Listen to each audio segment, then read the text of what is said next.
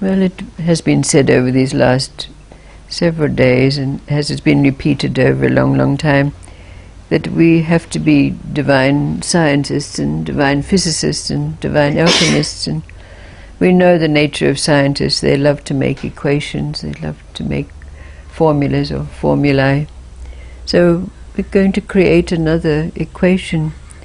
But our equation begins with Satchitananda, or existence, knowledge and bliss. And it has a plus, and then we have a question mark, and then we have an equals, and then we have another question mark. So our equation begins with Satchitananda, and we know Satchitananda. We know existence, knowledge and bliss. And we know that existence, knowledge and bliss come together as Satchitananda only when our body and our mind and our spirit are united in the present moment. So we know that Satchitananda is only now. It can only ever be now. So our equation begins with Satchitananda.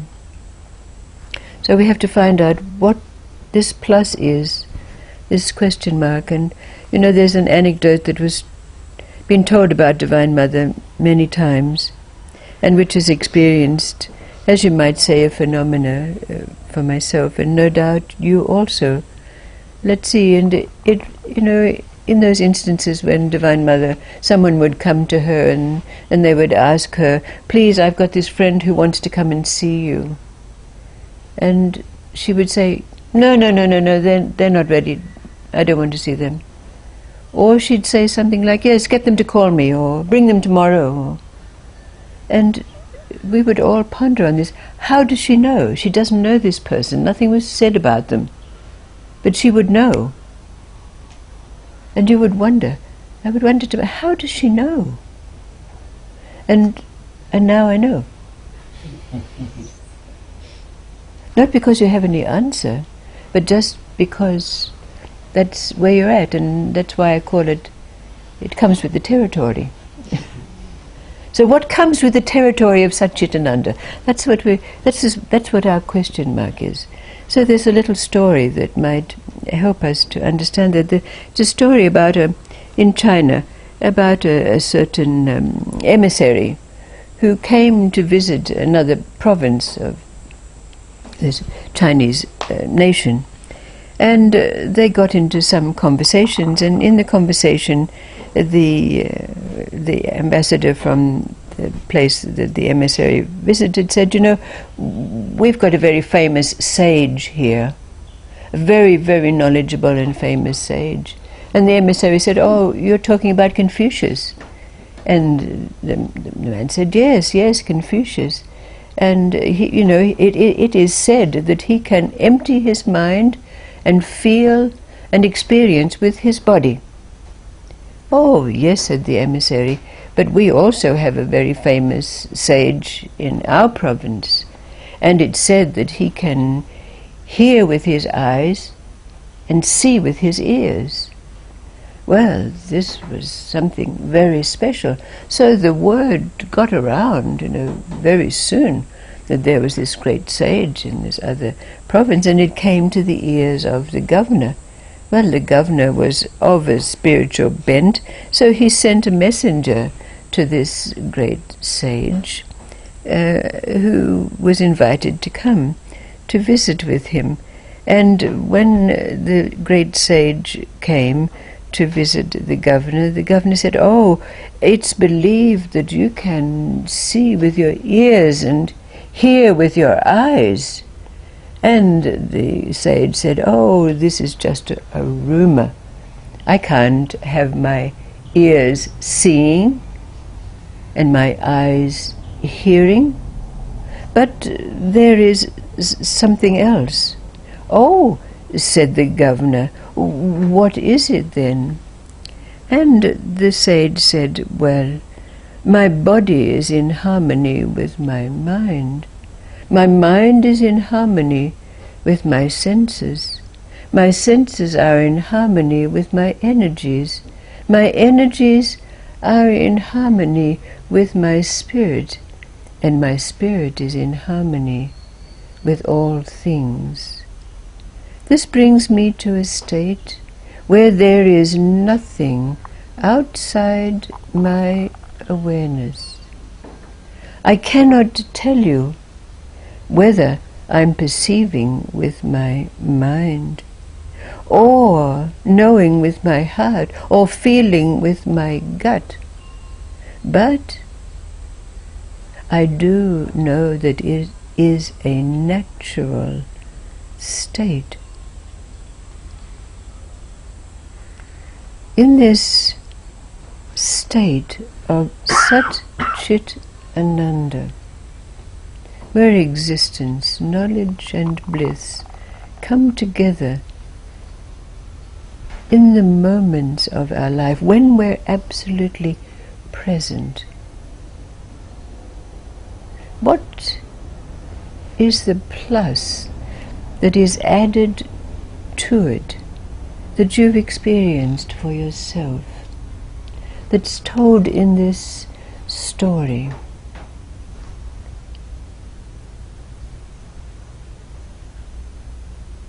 My body is in harmony with my mind is in harmony, and so forth. What is it that's engendered for us in this state that is called Satchitananda?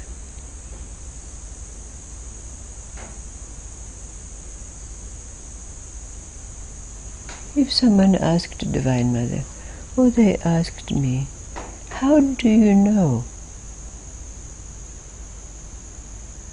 We know that that's only there when you're in that state. But what is it that we know from this? What is it that's there and present for us when we're present, and all those 3 dimensions of existence are united as a field, not separate? What's present for you? What's there for us in this state that we can add as a plus and arrive at our equals? Indicated by this story. Trust, confidence, spontaneous knowledge. Yes. Another word that sums it up. Because it's not knowing, is it? Knowing is a substance. What is it that's there for us? No separation. No separation. This is comes with the state of Satchitananda. Emptiness. Pardon? What was it you said? Emptiness. Emptiness? Surrender to the Satchitananda. Yes. But that's active, isn't it? Isn't this a passive? Faith? These are all arising out of this state. But what is it that's there? Source? And to connect, I don't know, with energy. Yes. Art. Receptiveness. Receptiveness, yes. A state of receptivity, isn't it? Can you call that emptiness? Maybe we can. But it's not a distinct state of emptiness, but it is a state of receptivity, isn't it? So if we put these 2 together, we have Satchitananda, this state of presence, where everything comes together, the dimensionalities and the states of our being, plus this receptivity. What do we imagine that they now equal? In our endeavors, again, to answer that question, what is our relationship with life and life's relationship with us? And perhaps we don't have to answer that question right now, otherwise I won't have any more stories to tell. But it does remain as an equals for us, doesn't it? What? Balance? Is it balance? Balance is there, isn't it? Inspiration. Inspiration arises out of this.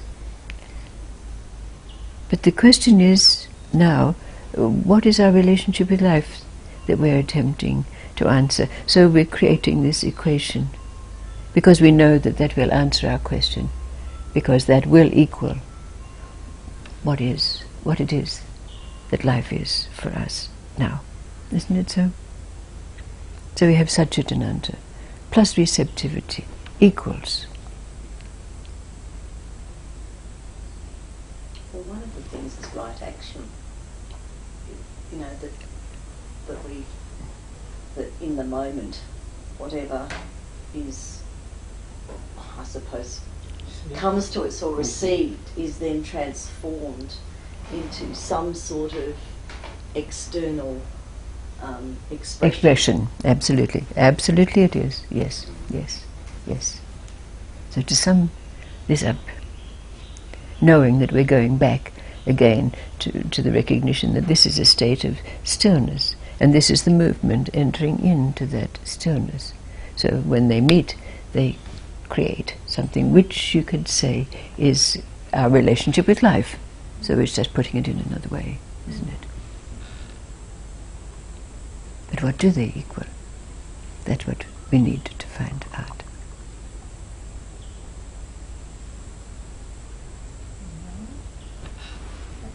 Knowing is absolute there, isn't it? Knowing is an absolute related to this. We could go on and ask, where does that knowing come from?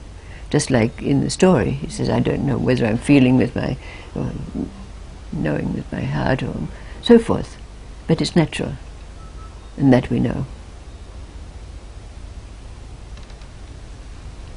Thank you. Leave it with you.